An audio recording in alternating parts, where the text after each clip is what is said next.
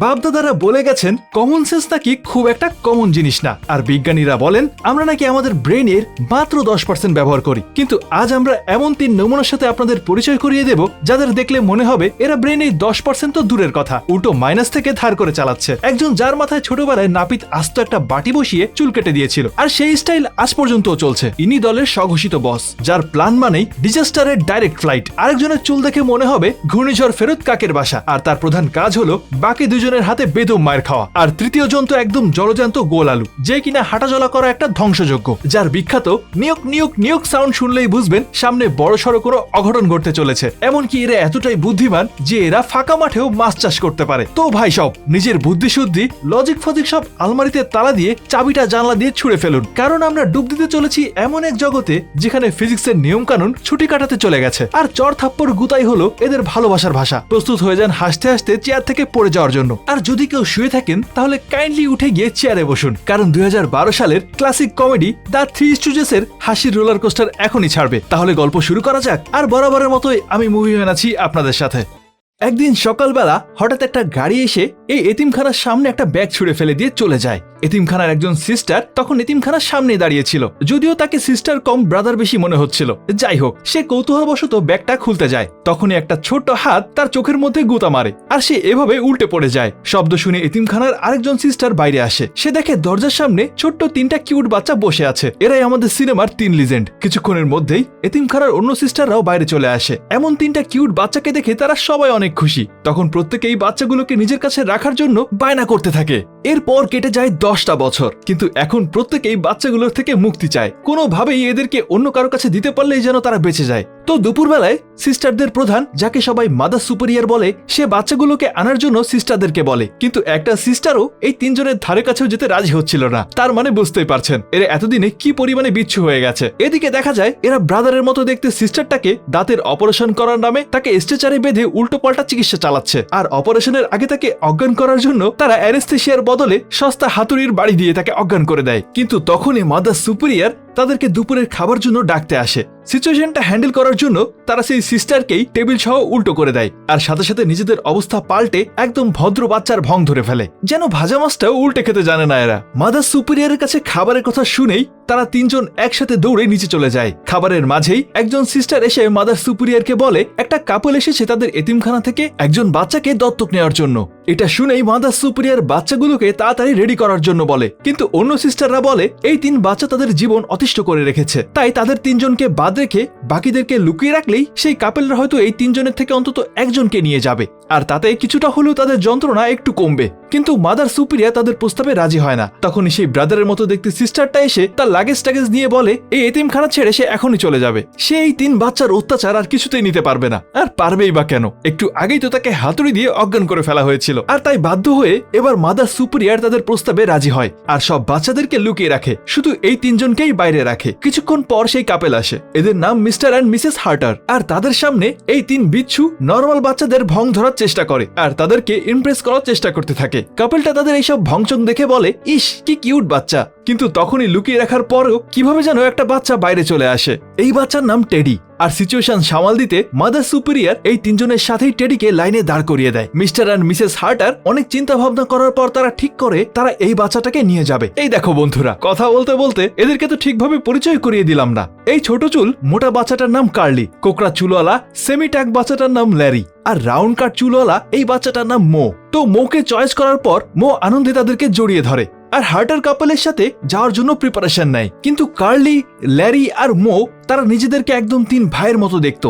আকাম কুকাম যাই করুক না কেন তারা সবসময় একসাথেই থাকতো, তাই হুট করে এভাবে আলাদা হয়ে যাচ্ছে দেখে বাকি 2 জন খুবই ইমোশনাল হয়ে পড়ে। কিছুক্ষণ নিজেদের মধ্যে ইমোশনাল টাইম পার করার পর মো এই কাপলটার সাথে গাড়িতে করে চলে যেতে থাকে। গাড়িতে যাওয়ার সময় মিসেস হার্টার মোকে বলে আজ থেকে তুমি আমাদের ছেলে, আর তাই আজ থেকে তোমার নতুন জন্ম হলো, তার মানে আজকের দিনটাই আমাদের কাছে তোমার জন্মদিন, বলো তুমি তোমার জন্মদিনে কি গিফট চাও। মো তখন মিসেস হার্টারের কানে কানে বলে সে তার বাকি 2 বন্ধুকেও তার সাথে নিয়ে যেতে চায়, কিন্তু মিস্টার অ্যান্ড মিসেস হার্টার তার কথা রাখতে চায় না। মো তাদেরকে অনেক রিকোয়েস্ট করে, এমনকি সে বলে সে তার একার খাবার তিনজনের সাথে ভাগ করে নেবে আর তাদেরকে স্কুলে ভর্তি করাতেও হবে না। তবুও তারা যেন বাকি দুই বন্ধুকে তার সাথে নিয়ে যায়। তখন মিস্টার এন্ড মিসেস হার্টার বুঝতে পারে তারা তিনজন এতদিন ভাইয়ের মতো ছিল। মোকে একা নিয়ে গেলে তারা আসলেই তাদেরকে আলাদা করে ফেলছে, আর এই ব্যাপারটা তাদের কাছে বেশ খারাপ লাগে। আর তাই তারা গাড়ি ঘুরিয়ে আবারও এতিমখানায় চলে যায়। কি ভাবছেন, বাকি দুজনকে নিয়ে যাবে? আমিও সেটাই ভাবছিলাম, কিন্তু সেটা না। আসলে তারা এবার মোকে রেখে 4 নম্বর বাচ্চা টেডিকে নিয়ে যায়, আর সম্ভবত একেই বলে নিজের পায়ে নিজেই কুড়াল মারা। এদিকে মো চলে গেছে দেখে এতিমখানার সিস্টাররা একটু হাঁপ ছেড়ে বেঁচেছিল। যাক, অন্তত একটা তো কমেছে। তাদের সেই আশা ভরসা একদম ধ্বংস হয়ে যায়। এদিকে সে ফিরে আসায় বাকি দুজন তো খুবই খুশি। তারা জিজ্ঞেস করে কেন সে ফিরে এলো। সে তাদেরকে বলে তাদের বাসায় আসলে অনেক কাজ, সেখানে গেলে তাকে দিয়ে সারাদিন কাজ করাবে, তাই সে চলে এসেছে। মানে সে তাদেরকে সত্যি কথাটা বলে না। আসলে মো ছিল এই 3 বলদের মধ্যে আলফা মেল, আর তাই সে ইমোশনাল কথাবার্তা অ্যাভয়েড করে গেল। যাই হোক, এভাবে আরো 25টা বছর কেটে যায়। মো, ল্যারি আর কার্লি এখন অনেক বড় দামড়া ছেলে হয়ে গেছে, কিন্তু যত বড়ই হোক তাদের সেই আগের ভং আর শয়তানি কাজকর্ম একটুও কমেনি। যেমন এখন তাদেরকে এতিমখানার বিল্ডিং এর কিছু মেরামতের কাজ দেওয়া হয়েছে। কিন্তু এই শয়তানগুলো কি করছে, তারা ঘরের ভেতরে ঢুকে একটা টেপ রেকর্ডারে কাজ করা সাউন্ড ছেড়ে দিয়ে ওখানে একটা বিছানা বানিয়ে ঘুম দিচ্ছে। এদিকে বাইরে থাকা সিস্টাররা মনে করছে যেমন শব্দ আসছে ছেলেগুলো হয়তো খুব কাজ করছে, কিন্তু ব্রাদারের মতো দেখতে সিস্টারটার সন্দেহ হয়। তাই সে ভিতরে গিয়ে দেখে এই 3 চোদ্দ আসলে ঘুমাচ্ছে, আর তাই সে রেগে গিয়ে একটা বাড়ি দিয়ে তাদের বিছানার অবস্থা 12টা বাজিয়ে দেয়। তারপর তাদের উপরে কিছুক্ষণ চিল্লাপাল্লা করে, আর তার মন ভরে যাওয়ার পর তাদেরকে এতিমখানার ছাদের উপরে ঘন্টাটা ঠিক করতে পাঠায়। তো তারা ছাদে ওঠার জন্য একটা মই আনে। মই নিয়ে মো আর ল্যারি ছাদে উঠে যায়, আর কার্লিকে পাঠায় একটা অটোমেটিক মেশিনের করাত আনার জন্য। ল্যারি আর মো কাজ করতে করতে নিজেদের মধ্যে মানে সবসময় যেমন করে আর কি তেমন ভাবেই মারামারি শুরু করে দেয়। এদিকে কার্লি তার করাত নিয়ে চলে এসেছে, কিন্তু এক হাতে করাত নিয়ে সে মই বেয়ে উঠতে পারছিল না। তাই করাতটাকে কোমরে ঝুলিয়ে নিয়ে মই বেয়ে উঠতে থাকে। এই পাগল তার করাতটাকে চালু করেই উপরে উঠছিল, যার ফলে আর কি হয়, উপরে ওঠার সময় মইয়ের একটা একটা করে স্টেপ কাটতে থাকে। আর উপরে ওঠার পর তারা একসাথে কাজ করে, আর মাঝে মাঝেই নিজেদের স্টাইলে মারামারি করতে থাকে। এদিকে এতিমখানায় একজন উকিল এসে মাদার সুপিরিয়রকে জানায় এতিমখানার অনেক ঋণ জমা হয়ে গেছে, আর তাই সেগুলো পরিশোধ করতে না পারলে 30 দিনের মধ্যেই এতিমখানা বন্ধ করে দেওয়া হবে। আর আসলে এই ঋণগুলোর পুরোটাই হয়েছে মূলত ওই 3 জনের শয়তানি কাজকর্মের কারণে। মাদার সুপিরিয়র ঠিক করে ব্যাপারটা আগে তাদেরকে জানানো উচিত, তাই সে ব্রাদার লাইক সিস্টারকে পাঠায় সেই 3 জনকে ডেকে আনতে। সে যখন তাদেরকে ডাকতে আসে সে দেখে তার দিকে একটা হাতুড়ি উড়ে আসছে, আর সে কোনো মতে নিচু হয়ে হাতুড়ির আঘাত থেকে বেঁচে যায়। আর হাতুড়িটা গিয়ে পড়ে তার পেছনে রাখা একটা পানির বালতিতে। আসলে মো ল্যারিকে হাতুড়ি দিয়ে বাড়ি দিতে যাচ্ছিল, আর এই কারণেই হাতুড়ির মাথাটা এইভাবে উড়ে আসছিল। এদিকে রেগে গিয়ে সিস্টার উপরে উঠতে গিয়ে দেখে মোয়েরও 12টা বেজে আছে। তখনই আবার ল্যারি ঘন্টাটা ঠিক করতে করতে ঘন্টাটাই নিচে ফেলে দেয়। ঘন্টা গিয়ে পড়ে একদম সিস্টারের মাথায়। সিস্টার তো ওখানেই বেহুশ, আর শব্দ শুনে নিচে তাকিয়ে সিস্টারকে বেহুশ দেখে তারাও টাসকি খেয়ে যায়। তার হুশ ফেরানোর জন্য যখনই তারা নিচে নামতে যাবে তখনই ভাঙা ময়ে পা দিয়ে উল্টো গিয়ে তারা আবারও সিস্টারের উপরেই পড়ে। এ যেন মরার উপরে খাড়ার ঘা। কার্লিও তাদের মতো করেই নামার চেষ্টা করছিল, আর মোয়ে তার 2 পা 2 দিকে আটকে যায়। ল্যারি আর মো তাড়াতাড়ি সিস্টারকে নিয়ে সরে যেতে গিয়ে আবারও সিস্টারের মাথায় বাড়ি লাগে, আর কার্লিও ততক্ষণে ব্যালেন্স করতে না পেরে আবারও এসে সিস্টারের উপরেই পড়ে। মানে এমনিতেই এই মহিলা আধমরা, এখন মনে হচ্ছে ফুল মরাই হয়ে যাবে। এখন বুঝতেছি কেন এই মহিলা লাগেজ নিয়ে ছোটবেলায় এতিমখানা ছাড়তে চাচ্ছিল। কি ভাবছেন, অত্যাচার শেষ? মোটেও না। সিস্টারের হুশ ফেরানোর জন্য ল্যারি বালতি থেকে পানি ছুঁড়ে মারে, কিন্তু এই বালতির মধ্যে কি ছিল মনে আছে? হ্যাঁ, সেই হাতুড়ির মাথাটা। আর তাই সাথে সাথেই সেটা গিয়ে সিস্টারের মুখের উপরে পড়ে। তখন ল্যারি বলে, এ হে, পানিতে কত আয়রন, এত আয়রনওয়ালা পানি আমরা খাই? হায় হায়, মানে বোঝের অবস্থাটা। তো অনেক চেষ্টার পরেও সিস্টারের জ্ঞান আনতে না পেরে সিস্টারকে রেখেই মাদার সুপিরিয়রের সাথে দেখা করতে যায় তারা। কিন্তু এই বদের হাড্ডিগুলো কোথাও গেলে এত নম্রভদ্রভাবে যায় না। যাওয়ার সময়ও তারা উকিলকে এইভাবে সিস্টারদের উপর ফেলে দিয়ে যায়, কিন্তু তারা সেটা খেয়ালও করে না। তারা পেছন ফিরে দেখে উকিলটা সিস্টারদের উপর গড়াগড়ি খাচ্ছে, আর এটা দেখে তারা বলে এই উকিল বাটা আমাদের সিস্টারদের সাথে বদমাশি করছে। তারা 3 জনে মিলে তাকে সেই রকম একটা ধোলাই দিতে শুরু করে। এদের মায়ের আবার যেমন তেমন মায়ের না, এদের মায়ের হয় খুবই ইউনিক। যেমন তারা ভদ্রলোকের শার্ট উঁচু করে তার বগলের লোম টেনে ছিঁড়ে ফেলে, আর ছেঁড়ার সময় তারা বলছিল ইয়ে বাল মুঝে দে দে ঠাকুর। তখন মাদার সুপিরিয়র এসে তাদেরকে থামায়। এরপর এতিমখানার সবাইকে ডেকে এনে 30 দিনের মধ্যে যে এতিমখানাটা বন্ধ হয়ে যাবে এটার কথা সবাইকে জানায়। তখন এই 3 জন জিজ্ঞেস করে এতিমখানাকে বাঁচাতে হলে কি করতে হবে, আর কেবলই বগলের লোম শেভ করা উকিল তখন বলে $8,30,000 লাগবে, না হলে এতিমখানাটাকে বাঁচানো যাবে না। আর তখন আমাদের 3 লিজেন্ড বলে তারা যেভাবেই হোক এই 30 দিনের মধ্যে $8,30,000 উপার্জন করে এনে দেবে। তারপর তারা সব বাচ্চাদেরকে বিদায় জানিয়ে 3 জনের স্পেশাল একটা সাইকেল নিয়ে বের হয়ে যায়। আর এখন তাদের উদ্দেশ্য 30 দিনে $8,30,000 জোগাড় করা। আর যাওয়ার আগে মাদার সুপিরিয়র তাদের হাতে চলার জন্য অল্প কয়েকটা টাকাও দিয়ে দেয়। এরপর তারা তিনজন সাইকেলে উঠে ওয়েট করতে থাকে বড় কোনো গাড়ি আসার জন্য, কারণ তারা এতই অলস যে প্যাডেল মেরে যাবে না, তারা অন্য গাড়ির সাহায্য নিয়ে যাবে। তো কিছুক্ষণ পর একটা ট্রাক দেখে মো সাইকেলের সঙ্গে আগে থেকেই বেঁধে রাখা একটা নোঙর ঘুরিয়ে গাড়ির সাথে আটকানোর জন্য ছুঁড়ে মারে। আর তারপর হয় এটা, মানে ছাগলগুলো দড়িটা সামনে না বেঁধে পিছনে বেঁধে রেখেছিল, আর তাই সেভাবেই রাস্তায় ঘষতে ঘষতে যেতে থাকে। এদিকে ছোটবেলায় মোয়ের বদলে নিয়ে যাওয়া টেডিও এখন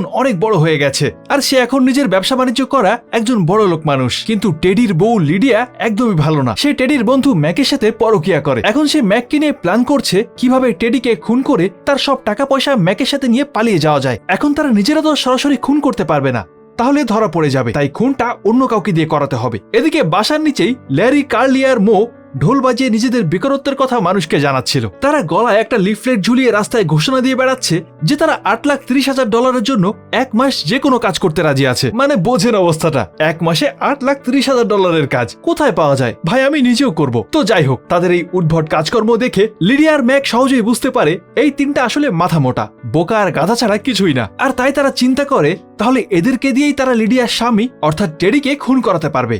যেই ভাবা সেই কাজ। তারা সাথে সাথে নিচে নেমে আসে এই তিনজনের সাথে কথা বলার জন্য। এদিকে ল্যারি রাস্তার পাশে একটা মেকানিক্যাল তীর ধনুক দেখতে পেয়ে সেটাকে চেক করার জন্য তীরটা আকাশের দিকে মারে। এভাবেই কিছুক্ষণ রাস্তায় ঘোরাঘুরি করে আর কোনো কাজ না পেয়ে তারা নিজেরাই নিজেদের মধ্যে মারামারি করতে শুরু করে। তখনই লিডিয়া আর ম্যাক তাদের সামনে গাড়ি নিয়ে আসে। লিডিয়া তাদেরকে বলে যদি তারা তাদের একটা কাজ করে দেয় তাহলে তারা তাদেরকে $8,30,000 দেবে। এই কথা শুনে তারা খুব আগ্রহ নিয়ে জানতে চায় যে আসলে কাজটা কি। লিডিয়া বলে তোমাদেরকে আমার স্বামীকে খুন করতে হবে। এই কথা শুনে তারা ঘাবড়ে যায় আর তাকে রিজেক্ট করে দেয়। কিন্তু লিডিয়া বলে তার স্বামী আসলে এমন একটা অসুখে আক্রান্ত যেটা কোনোদিনও ভালো হবে না, প্রতিদিন তার কষ্ট বেড়েই চলেছে, আর বেঁচে থেকে এভাবে কষ্ট পাওয়ার চেয়ে মরে যাওয়াই ভালো। তখন ম্যাক গাড়ি থেকে বের হয়ে এসে বলে আমি আসলে লিডিয়ার স্বামী, আর আমি নিজেই এটা চাই, কারণ বেঁচে থাকলে আমি প্রতিদিন অনেক যন্ত্রণার মধ্যে দিয়ে যাব। এই কথা শুনে বোকার দলগুলোর সাথে সাথেই রাজি হয়ে যায়। তারপর ম্যাক তাদেরকে বলে তোমরা আমাকে আমার রুমে ঢুকে ঘুমের মধ্যে মেরে ফেলবে এবং কোনোভাবেই লাইট অন করবে না, কারণ আমি মরার আগে সারপ্রাইজ পেতে চাই। আর তার এই কথা শুনে তিনজন হাসতে থাকে। তখন কার্লি হুট করে ম্যাককে ধাক্কা দিয়ে একটা বাসের সামনে ফেলে দেয়। এই বাস থেকে ধাক্কা খেয়ে ম্যাক উড়ে গিয়ে আরেকটা গাড়ির নিচে পড়ে। তারপর চরকির মতো 2 মিনিট ঘুরে আলু ভর্তা হয়ে বেরিয়ে আসে। তখন তার উপর দিয়ে আরেকটা ছেলে চলে যায়। লোকটার কপাল কতটা খারাপ দেখেন। আবার ঠিক তখনই ল্যারির আকাশে ছুড়ে দেওয়া সেই তীরটা এসে তার পায়ের মধ্যে ঢুকে যায়। এদিকে লিডিয়া তার পরকীয়া প্রেমিকের এই বেহাল দশা দেখে প্রায় পাগল হয়ে যাবে। এমন কিছু তো সে মোটেও আশা করেনি। সে চিৎকার করে তাদেরকে জিজ্ঞেস করে তারা এমনটা কেন করলো। কার্লি তখন বলে সে বলেছিল সে সারপ্রাইজ পেতে চায়, আর তাই আমরা তাকে একটু সারপ্রাইজ দিলাম। আর আমাদের বেচারা লিডিয়া এবার বুঝতে পারে যে সে আসলে কোন পাগলের পাল্লায় পড়েছে। তাদের থেকে বাঁচার জন্য সে তাড়াতাড়ি গাড়ি নিয়ে চলে যায়। কিন্তু এরা কি আর এত সহজে পিছু ছাড়ে? তারা লিডিয়ার গাড়ির পেছন ধরে স্লাইড করে তার বাড়িতে চলে আসে। লিডিয়া গাড়ি থেকে নেমেই তাদেরকে দেখে টাসকি খেয়ে যায়। সে জিজ্ঞেস করে তোমরা এখানে কেন এসেছো? তখন তারা বলে আমাদের $8,30,000 নেওয়ার জন্য এসেছি। তখনই বাড়ির কেয়ারটেকার বাইরে চলে আসে আর লিডিয়াকে বলে আপনার স্বামীর বন্ধু মিস্টার ম্যাকের গুরুতর অ্যাক্সিডেন্ট হয়েছে, রাস্তার লোকজন তাকে হাসপাতালে ভর্তি করেছে, সে এখনো বেঁচে আছে কিন্তু অবস্থা খুব খারাপ। এটা বলে সে চলে যায়। আর সাথে সাথেই এই তিনজন আসে টাকা চাইতে। লিডিয়া তাদেরকে চড় মেরে বলে আমার স্বামী মারাই যায়নি, সে হাসপাতালে আছে আর বেঁচেও আছে, তোমাদের কাজ হয়নি, তোমরা চলে যাও। আর এটা বলে সে তাদেরকে মেরে বাড়ি থেকে বের করে দেয়। কিন্তু আমাদের এই ছোট্ট 3 বন্ধু কি থেমে থাকার মানুষ? না না, মোটেও না। তারা ঠিক করে তারা আবারও ট্রাই করবে। এবার যেহেতু সে হাসপাতালে আছে তাই তাকে মারা আরো সহজ হবে। তাই তারা হাসপাতালে গিয়ে ম্যাককে খুঁজতে শুরু করে। কিন্তু হাসপাতালের রিসেপশন মহিলা তাদেরকে বলে ভিজিটিং টাইম শেষ হয়ে গেছে, পরের দিন আসার জন্য। এবার তারা ভাবতে থাকে যে কি করা যায়। হঠাৎ তাদের সামনে কয়েকটা ডাক্তার আর নার্সকে একটা রুমের মধ্যে ঢুকতে দেখে তাদের মাথায় আইডিয়া আসে ডাক্তার আর নার্স সেজে তারাও ম্যাকের রুমে যেতে পারবে। সাথে সাথেই তারা সেই রুমে ঢুকে ডাক্তার আর নার্সদেরকে মেরে তাদের সব কাপড় চোপড় নিয়ে ম্যাককে খুঁজতে থাকে। কিন্তু বেশিক্ষণ তারা ঘোরাঘুরি করতে পারে না। কিছুক্ষণের মধ্যেই রিসেপশন মহিলা তাদেরকে চিনে ফেলে। তাদের দেখেই তিনজন পালাতে শুরু করে। তারা দৌড়ে গিয়ে একটা বাচ্চা রাখার রুমে ঢুকে পড়ে। সেখানকার একজন নার্স তাদেরকে দেখেও নার্স মনে করে আর বাচ্চাদের ডাইপার চেঞ্জ করতে বলে। আর এরপর ডাইপার চেঞ্জ করতে গিয়ে তারা যে কি কাণ্ডটাই না করে আপনারা না দেখলে বুঝবেন না।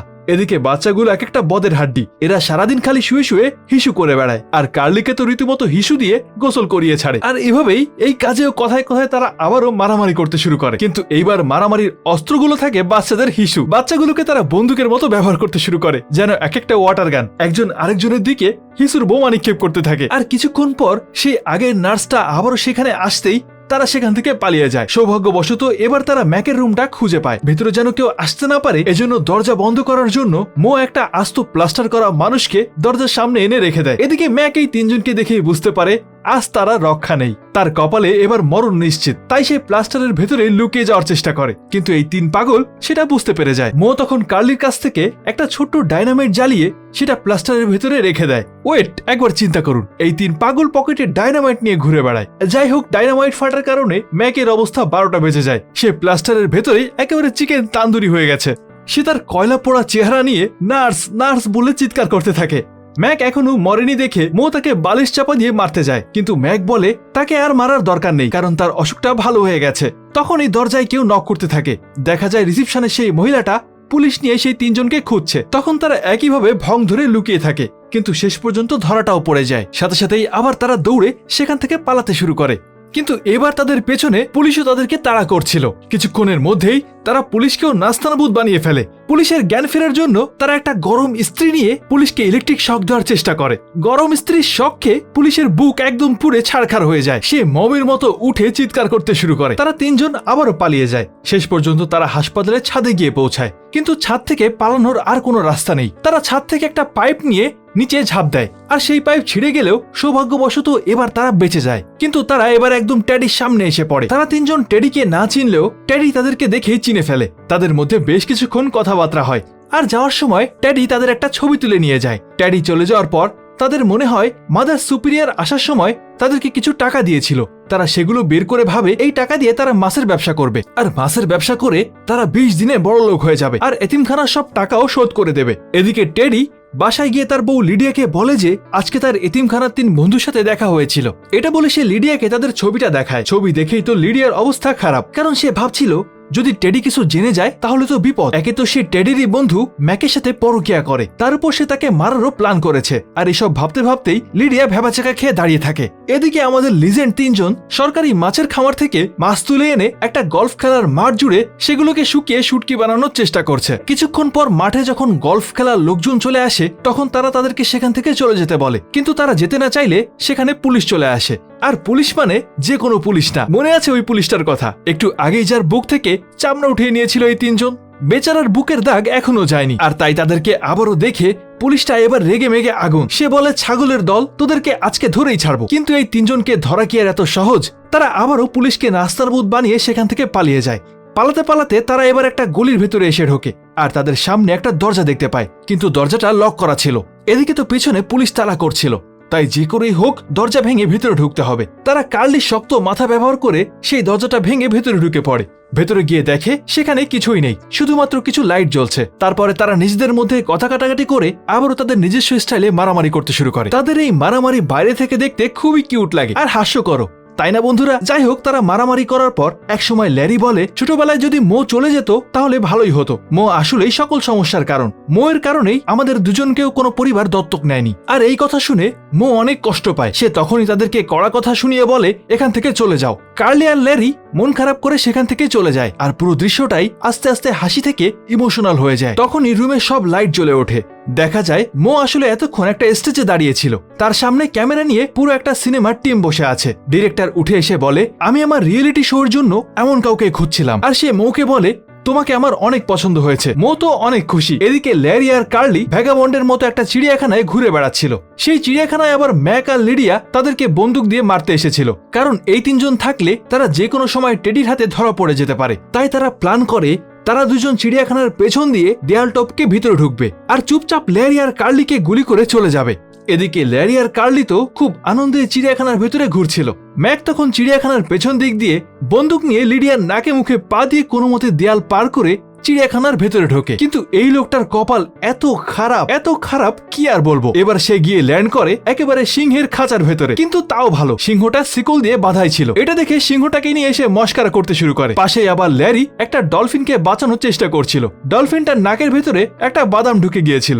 ল্যারি সেটাকে জড়িয়ে ধরে জোরে চাপ দেয়, তখনই সেই বাদামটা উড়ে গিয়ে লাগে একদম সিংহের আখরোটের ওপরে। আর এতে সিংহ তো রেগে একেবারেই আগুন, তার আখরোটে আঘাত, আর তাই সে শিকল ছিঁড়ে এবার ম্যাককে ধাওয়া করে। আগেই বলেছিলাম এই লোকটার কপাল বেশি ভালো না। সেই রাতে টেডি লিডিয়ার সাথে বসে টিভি দেখছিল, আর সে হঠাৎ করেই দেখে মোকে টিভিতে দেখাচ্ছে। আসলে মো সেই রিয়েলিটি শোতে অনেক ফেমাস হয়ে গিয়েছে আর মোকে দেখে টেডি অনেক খুশি। কিন্তু আমাদের মো, সে এই রিয়েলিটি শো এর মধ্যেও তার নিজস্ব স্টাইলে জনগণকে পিটিয়ে বেড়াচ্ছে। কিন্তু অন্যদিকে বেচারা ল্যারি আর কার্লি মোকে অনেক মিস করে, তাই মো হারিয়ে গেছে লিখে তারা বেশ কিছু লিফলেট জনগণের মধ্যে বিলি করতে শুরু করে। কিন্তু অনেক খোঁজার পরও কোথাও তারা মোকে খুঁজে পায় না, আর তাই তারা ভাবে মো হয়তো আবারও এতিমখানায় ফিরে গেছে। আর তাই এবার তারা দুজনও এতিমখানায় ফিরে আসে। আর সেখানে আসার পর সিস্টাররা তাকে বলে মো তো এখন টিভি শোতে কাজ করে, এমনকি এতিমখানার সিস্টাররাও এখন মোয়ের শো নিয়মিত দেখে। এবার তারা দুজন এতিমখানার একটা অসুস্থ বাচ্চাকে দেখতে আসে। আর সেখানে আসার পর সেই ব্রাদার লাইক সিস্টারটা তাদেরকে জানায় তাদের তিনজনের বদমাশির কারণেই আজকে এতিমখানা এত ঋণে ডুবে আছে, এমনকি ঋণের কারণে বাচ্চাদেরকে চিকিৎসা করানোর মতো টাকাও তাদের কাছে নেই। এটা শুনে ল্যারি আর কার্লি অনেক কষ্ট পায়, আর তারা সেই দুঃখে আবারও রাস্তায় গিয়ে থাকতে শুরু করে। আর মাঝে মাঝেই তারা টিভির দোকানের সামনে বসে মোয়ের টিভি শোটা দেখতে থাকে। এদিকে দিন দিন মোয়ের সব উদ্ভট কাণ্ড কারখানার জন্য তাদের সেই রিয়েলিটি শোটা অনেক হিট হচ্ছিল। এভাবেই একদিন হঠাৎ করে ল্যারি আর কার্লির মাথায় বুদ্ধি আসে ট্যাডির কাছে তো অনেক টাকা আছে, তাই তারা এবার ট্যাডির কাছে গিয়েই তাদের এতিমখানা বাঁচানোর জন্য সাহায্য চাইবে। কিন্তু তারা অফিসে আসলে জানতে পারে টেডি তার বিবাহ বার্ষিকী নিয়ে অনেক ব্যস্ত, তাই সে অফিসে আসেনি। কিন্তু তাদের দুজনের সাথে মিস্টার হার্টারের দেখা হয়ে যায়, আর তারা এবার মিস্টার হার্টারকেই রিকোয়েস্ট করে তাদের এতিমখানাটাকে বাঁচানোর জন্য $8,30,000 দিতে। কিন্তু মিস্টার হার্টার জানিয়ে দেয় সে এত টাকা দিয়ে সাহায্য করতে পারবে না। আর তখনই কথায় কথায় সে বাকি দুজনকে বলে দেয় কিভাবে ছোটবেলায় মো তাদের দুজনের জন্যই আবারও এতিমখানায় ফিরে গিয়েছিল, কারণ সে তাদের দুজনকেও তার সাথেই নিয়ে যেতে চেয়েছিল। আর এটা শুনেই তারা দুজন এবার অনেক ইমোশনাল হয়ে পড়ে, কারণ অজান্তেই তারা সেদিন মোকে কত কথা শুনিয়ে দিয়েছিল। তারা বুঝতে পারে তাদের এটা করা মোটেও উচিত হয়নি। আর তখনই তারা টেডির অফিসে লিডিয়ার সাথে টেডির ছবি দেখতে পায়। আর তারা তখন রিসেপশনে গিয়ে জিজ্ঞেস করে এই মেয়েটা কে। রিসেপশনের মেয়েটা তখন বলে এটাই তো টেডির বউ। কার্লি তো অবাক। তখন সে মহিলাকে জিজ্ঞেস করে তাহলে এই পাশের লোকটাকে। মেয়েটা তখন বলে ও তো টেডির বন্ধু। আর তখনই তারা দুজন বুঝতে পারে আসলে লিডিয়া ম্যাকের সাথে প্ল্যান করে টেডিকে মারার চেষ্টা করছে। তাই তারা সাথে সাথে দৌড় দিয়ে মোয়ের অফিসে আসে মোয়ের সাথে দেখা করতে। ল্যারি আর কার্লি মোকে টেডির ব্যাপারে সবকিছু জানায়, আর তারপর তারা তিনজন একসাথে রওনা দেয় টেডিকে সবকিছু জানাতে। এদিকে তখন লিডিয়া আর টেডির অ্যানিভার্সারির পার্টি চলছিল, আর এই পার্টিতে এসেও লিডিয়া আর ম্যাক আবার নতুন করে টেডিকে মারার প্ল্যান করতে থাকে। বেচারা ম্যাক, সিংহের থাবা খেয়ে ম্যাকের চেহারার কি অবস্থা হয়েছে দেখেছেন? আর তাকে দেখে মনে হচ্ছিল তার চেহারার উপরে কেউ লাঙল চালিয়ে দিয়েছে। মিস্টার হার্টার এসে তার চেহারার এই বেহাল দশা দেখে জিজ্ঞেস করে আরে তোমার কি হয়েছে? ম্যাক তখন বলে তাকে নাকি বিড়ালে খামচি দিয়েছিল। যাই হোক, এদিকে আমাদের লিজেন্ড তিনজন একটা অসাধারণ রাজকীয় কুকুরের গাড়ি নিয়ে অনুষ্ঠানে এসে পৌঁছায়, আর সফলভাবে তারা গার্ডের উপরে ল্যান্ডও করে। যথারীতি গার্ড তাদেরকে ভেতরে ঢুকতে দেয় না। তারপর তারা বেলুনওয়ালা সেজে অন্য একটা গেট দিয়ে পার্টির ভেতরে ঢুকে পড়ে। সব বেলুনগুলো কার্লির হাতে ধরিয়ে দিয়ে মো আর ল্যারি টেডিকে খুঁজতে চলে যায়। এদিকে কার্লিও একটু পরেই সেই সবগুলো বেলুন একটা বাচ্চার হাতে ধরিয়ে দেয়, আর সেই বাচ্চাটা বেলুন সহ আকাশের দিকে উঠতে শুরু করে। মো নিজেই টেডিকে খুঁজতে ব্যস্ত থাকলেও ল্যারি আর কার্লি সবকিছু ভুলে খাওয়া দাওয়া নিয়ে ব্যস্ত হয়ে পড়ে। এটা দেখে মো বিরক্ত হয়ে তাদের সাথে এসে মারামারি করতে শুরু করে। মো কার্লিকে একটা অ্যাকুরিয়ামে চুবিয়ে রাখে। কার্লির মুখে একটা বড় চিংড়ি মাছ আটকে যায়। এটা দেখে ল্যারি হাসলে মো সেটাকে ল্যারি টুনটুনির জায়গায় দিয়ে দেয়। বাই দ্য ওয়ে, আমি কিন্তু জানি এটাকে লবস্টার বলে, এটা চিংড়ি মাছ না। ল্যারি তাড়াতাড়ি সেটাকে বের করে, তারপর উপরে ছুঁড়ে মারে, আর সেটা গিয়ে পড়ে লিডিয়ার মুখে। দেখলেন তো বন্ধুরা, ভাগ্যে থাকলে কোথাকার জিনিস কোথায় গিয়ে পড়ে। যাই হোক, লিডিয়া তাদেরকে দেখেই সাথে সাথে ম্যাককে জানায়। হঠাৎ সবাই খেয়াল করে একটা মেয়ে বেলুন ধরে উপরে আটকে আছে, আর ল্যারির সাথে সাথেই তাকে বাঁচানোর জন্য একটা বন্দুক নিয়ে আসে। তার প্ল্যান ছিল গুলি করে বেলুনগুলো ফাটিয়ে দেবে। মো তখন তার কাছ থেকে বন্দুকটা কেড়ে নিয়ে বলে গুলি করলে বাচ্চার গায়েও লাগতে পারে, গাধা কোথাকার। যাক বাবা, এত বছর পর মো হয়তো ওই প্রথম কোনো বুদ্ধিমানের মতো কথা বলেছে। কিন্তু কথাটা বলেই সে বন্দুক দিয়ে ল্যারির মাথায় একটা বাড়ি মারে, আর বন্দুক থেকে গুলি বের হয়ে কয়েকটা বেলুন ফেটে যায়। আর মেয়েটাও এসে পড়ে সোজা একদম অনুষ্ঠানের কেকের উপরে। চারিদিক থেকে অনুষ্ঠানের গার্ডরা তখন তাদেরকে ধরতে আসলে তারা দৌড়ে বাড়ির ভেতরে ঢুকে যায়। এক দৌড়ে তারা চলে যায় টেডির রুমে। এদিকে লিডিয়া আগেই ওষুধ খাইয়ে টেডিকে দুর্বল করে রেখেছিল, আর তাই সে তেমন একটা শক্তি পাচ্ছিল না। তারা তিনজন এবার টেডিকে সবকিছু বলে দেয়। তখনই ম্যাক লিডিয়াকে নিয়ে রুমে এসে ঢোকে, আর তার বন্দুক বের করে। তখনই আবার মিস্টার হার্টার আরেকটা বন্দুক নিয়ে রুমে আসে, আর ম্যাককে বন্দুকটা ফেলে দিতে বলে। তখন ট্যাডি বলে ম্যাক, তুই আমার সব থেকে ভালো বন্ধু হয়ে এটা কিভাবে করতে পারলি? কিন্তু তখন মিস্টার হার্টার বলে ম্যাক আসলে কিছুই করেনি, সবকিছু করেছে সে নিজে। আর সাথে সাথে লিডিয়া তার কাছে চলে যায়। কি বন্ধুরা, খা গায়ে না ধোকা। কমেডি মুভিতেও টুইস্ট। যাই হোক, আসলে এতদিন মিস্টার হার্টারই লিডিয়াকে দিয়ে সবকিছু করাচ্ছিল। এরপর মিস্টার হার্টার বন্দুক দেখিয়ে সবাইকে একটা গাড়িতে করে নিয়ে দূরে নিয়ে যাচ্ছিল, যাতে তাদের সবাইকে মেরে ফেললেও কোনো প্রমাণ না থাকে। আর যেতে যেতেই সে বলে আসলে সব সম্পত্তি ছিল তার স্ত্রীর নামে, আর মারা যাওয়ার আগে সে সবকিছু টেডির নামে করে দিয়ে গিয়েছিল। আর তাই বেচারা মিস্টার হার্টারের ভাগে কিছুই জোটেনি, আর এজন্যই সে এই প্ল্যানটা করেছিল। আর গল্পটা পুরোপুরি শোনার পর কার্লি তার পকেট থেকে একটা ইঁদুর বের করে, আর সে ইঁদুরটা লিডিয়ার উপর ছেড়ে দেয়। আর তেলাপোকা টিকটিকি দেখলেই যাদের এই অবস্থা হয়, ইঁদুরে তাদের কি অবস্থা হবে সেটা তো আর বলা লাগে না। কিন্তু ইঁদুরটা কোথায় ঢুকছে সেটা আপনাকে দেখতে বলা হয়নি। জাস্ট কিডিং বন্ধুরা। আর এই বিশৃঙ্খলার মধ্যেই তাদের গাড়িটা উল্টে গিয়ে সোজা গিয়ে পড়ে পাশের খালে। সাথে সাথে গাড়িতে পানি ঢুকতে শুরু করে দেয়, আর তারা সবাই মিলে একটা ছোট্ট জায়গার ভিতরে জড়ো হয়ে অক্সিজেন নেওয়ার চেষ্টা করছিল। এর মধ্যেই আমাদের কার্লি বাবাজি পানিতে বুদবুদ দেখে নিশ্চয়ই বুঝতে পারছেন কি হয়েছে, তাই না? এমনিতেই অক্সিজেনের অভাব, তার উপরে কার্বন ডাই অক্সাইড আরেকটু বেড়ে গেল। আর হঠাৎ করে তাদের মনে পড়ে, আরে কার্লির কাছে তো ডায়নামাইট আছে। ব্যাস আর কি, গাড়ি ব্লাস্ট করে তারা পানি থেকে বাইরে বেরিয়ে আসে।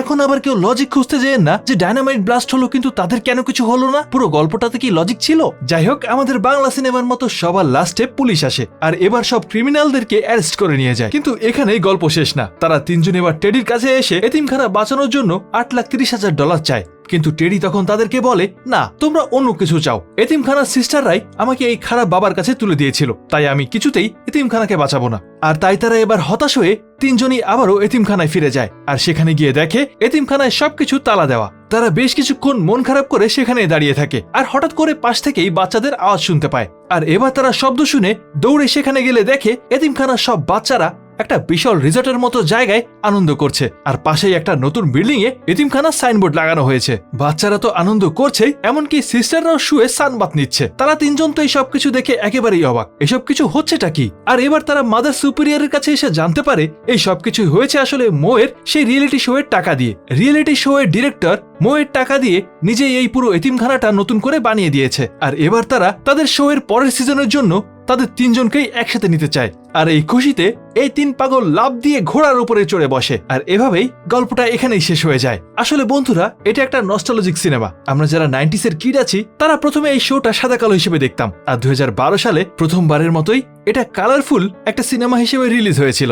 তাহলে হাসির রোলার কোস্টার তো থামলো, কিন্তু মাথায় প্রশ্নটা ঘুরপাক খেয়েই যাচ্ছে, তাই না? এই তিন নমুনার মাথায় কি আসলেই গোবর ভরা, নাকি আমরাই জীবনের সবকিছু বড্ড বেশি সিরিয়াস নিয়ে ফেলি? গল্পটা আমাদেরকে এটাই শিখিয়ে গেল যে টিকে থাকতে সবসময় পিএইচডি করা ব্রেনের দরকার হয় না। মাঝে মধ্যে কার্লির মতো একটা পাথুরে মাথা, ল্যারির মতো ঘূর্ণিঝড় ফেরত চুল, আর মোয়ের মতো সব জানতে একটা ভাব থাকলেই চলে। তাদের কাছে যে কোনো সমস্যার সমাধান হয়তো গোতা দিয়ে, না হয় থাপ্পড় দিয়ে, আর তাতেও কাজ না হলে মাথায় হাতুড়ি দিয়ে। কিন্তু এই সবকিছুর পেছনেও একটা জিনিস কিন্তু তাদের মধ্যে খাঁটি ছিল, তাদের বন্ধুত্ব। হাজার মারামারি, চুলোচুলি আর কান্নাকাটির পরেও তারা একজন আরেকজনকে ছাড়া অচল। আর সবচেয়ে বড় শিক্ষাটা হলো তাদের এই মাথামোটা স্বভাবটাই আসলে শেষমেশ এতিমখানাটাকে বাঁচিয়ে দিল। মো যদি সেদিন ওই স্টেজে দাঁড়িয়ে ল্যারি আর কার্লির সাথে তার আইকনিক স্টাইলে মারামারি না করতো, তাহলে তো আর রিয়েলিটি শো এর ডিরেক্টরের চোখেও পড়তো না। এর মানে হলো বস, আপনার মধ্যেও যদি আজব বা পাগলাটে স্বভাব থাকে, সেটা নিয়ে লজ্জিত হবেন না। কে জানে, জীবনের সব থেকে বড় পাগলামিটাই হয়তো আপনার সফলতার কারণ হয়ে দাঁড়াবে। তো চলুন এবার নিজের বুদ্ধিশুদ্ধি আলমারি থেকে বের করে কাজে লেগে পড়ুন। আর হ্যাঁ,